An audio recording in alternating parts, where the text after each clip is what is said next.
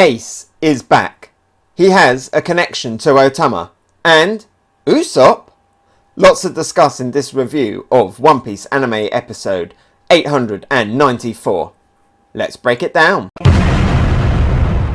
Yo! Hegassen here, and this episode covers manga chapters 911, the very end of it, and the very beginning of 912, and then a tiny little bit of the end of that chapter as well. But for the most part, it's the beginning part of 912, and even though it's literally only like the first few pages of that manga chapter, this anime episode did not milk it. The pacing of this episode was really on point, and I'll get to that a little bit further in this review. The main focus on this episode was around Otama, cute little Otama, and her bond with Luffy, or her growing bond with Luffy, and her old bond with Ace. Yes, Ace is back in this, albeit in flashback form, but Ace is in it, and we get that confirmation at the fact that yes, Ace has gone to Wano like he previously stated, and we get to see it here on screen for the first time. And there's some really important stuff in there as well, and that is, like I said, his connection with Otama, and the fact that Otama was the one who taught him how to make straw hats, the same kind of hats that Ace had previously made for Oars Jr. way back in Marineford. Just another example of how good Oda is at foreshadowing this stuff. Did he plan it all along, or was it something he decided when he got to Wano? No idea, but it was a really beautiful little touch. Really ties it into the entire history of One Piece, and I really like that. And of course, anyone who is a friend of Ace is a friend of Luffy's, and anybody who gives Luffy food is also a friend of Luffy's, and that's what we get in this episode here. Otama gives Luffy a bowl of rice as thanks for saving her life. Luffy eats it all up and is like, seconds please, and she's like, oh sorry, that's all of the rice I had. Really sweet stuff. Actually, the animation of her making the rice was really beautiful. It kind of changed the animation style a little bit, and it looked really nice. A lot more detail than we got in the manga, and these are the things that they fleshed out. You know, they fleshed out a little bit more of the Ace flashback. They fleshed out a little bit more around Otama making the rice and her and Luffy bonding. You know, they really picked their moments, and they picked them well. But we find out here that the rice that she made for Luffy was her birthday rice, and she only gets it 2 times a year, and Luffy ate every single grain of it.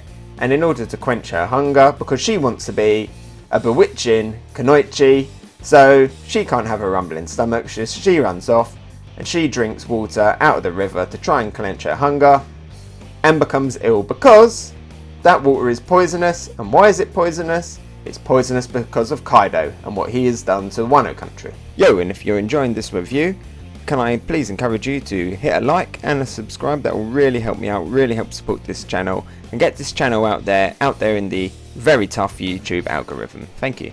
And we find all of this out by a new character who is introduced in this episode, Tenguyama Hitetsu.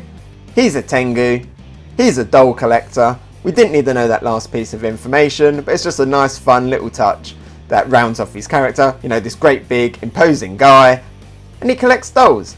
But he's a great little character, and he is the one that tells us all about Otama, why Otama is in this village. She's there waiting for Ace, her old friend from back in the past, and we find out about her actual village that she's living in, because this village is completely destroyed. Why is it completely destroyed? That's because of X-Drake, and we see a little bit of him here. Not a lot, but we see a little bit of him, a lot more than we saw in the manga for this chapter. And again, X-Drake works for Kaido, so again, it's all Kaido's fault. So not only has he poisoned the waters, he also destroyed this village, or was indirectly responsible for destroying this village by telling X-Drake to do it. And Hitetsu is obviously the one who tells Luffy all about Ace and Ace's time in Wano, and how when he came here, he helped the people of this village by giving them the food from his pirate ship, and then went off and searched for dessert for them and stayed with them for a little bit. You can see that Luffy was really happy to hear about all of that stuff, and like I said, anybody who's a friend of Ace's is going to be a friend of Luffy's. But sadly, going back to Otama, she's now ill because of this river water, and her day goes from bad to worse because she finds out that Ace has died. Luffy tells her up front, He's an upfront kind of guy. It was a little bit harsh, especially when she's ill. Even Hitetsu is calling him out like, there's a time and a place and this is not the time. But Luffy, you know, he brings up the point of, I don't want her to sit here waiting for somebody who's never going to come back. And I really like this scene. I was saying about the pacing, they paced this perfectly. They didn't dwell on it too long. They held the scenes just long enough. You really got the impact of it. You can see the kind of conflict in Luffy's face, you know, how he's remembering the shock of Ace's death, and you know, he just wants to help Otama, and I just thought it was really, really beautiful. You do get some flashbacks of Marineford, of Ace's death, and it's a very clear contrast of the new beautiful animation style and what it used to look like. It didn't look that good. It's really contrasting here. But overall, yes, this is a good example of how they did the pacing. And like I mentioned earlier on, all these little things that they add in this episode, none of it actually takes away from the episode. None of it feels too fillery. What are the implications of all of this? Well, I think this is going to be a very important episode for Luffy. When I read it in the manga as well, I felt the same. Because Luffy learns a lot about Wano and about Kaido in here. I mean, he already had reasons to go after Kaido. After what Kaido did with the minks. After Kaido was working with Don Flamingo. The alliance that he made with Law. He has so many reasons to go after Kaido. But here, this gives him a nice personal connection to Wano, and another reason to go after Kaido. The fact that Otama can only eat rice 2 times a year, that she has to drink poison water.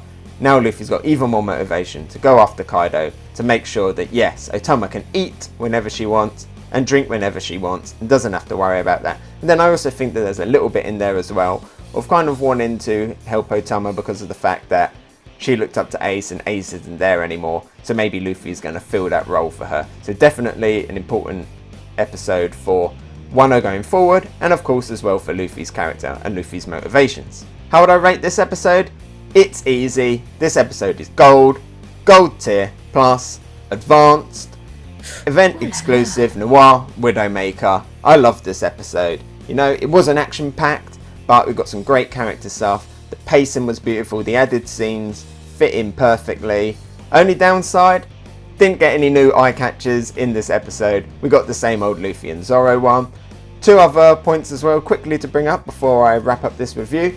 One is the fact that right at the end we saw Basil Hawkins, as if you didn't already guess that it was Basil Hawkins who was talking on the transponders now in the last episode. Yes, it is confirmed that it is Basil Hawkins. That was slightly out of place from where it was in the manga, but it fit with this episode. And we also get a little character in the background, and that little character is a little Tanuki. And we found out in an SBS, it's not really a manga spoiler because it hasn't even really been mentioned in the manga at all apart from this SBS, but we find that its name is Bunbuku. And even though it's just a tiny little background character, I think it's actually quite a significant one, because we find out in the SBS that it has eaten a devil fruit, and it was actually a teapot, and the teapot ate the Tanuki Nuki fruit, the Inonomi model Tanuki. Why is that significant? Well, because of the fact that all objects that had eaten devil fruits previously, I always assumed that they were always linked to Vegapunk, because we know that Vegapunk did research in that. So the fact that it's here in Wano, in an isolated country, does throw up a few questions as to, did this just happen naturally? Do the people in Wano know how to do that? Or has Vegapunk come to Wano? Does open up a few questions. It's just a background character, like I say, hasn't even been mentioned in the manga, just in an SBS. Didn't even get like a title card for it here, but just a fun little thing that Oda has put in there, and something that, you know, could be potentially interesting in the future if we ever find out more about little Bunbuku. Next week, we got filler. It's for Stampede. I'm a bit meh. We'll see how it is, but this episode was great. We only got 2 episodes of filler, I believe, so we'll be back in Wano in 2 weeks. Well, 3 really.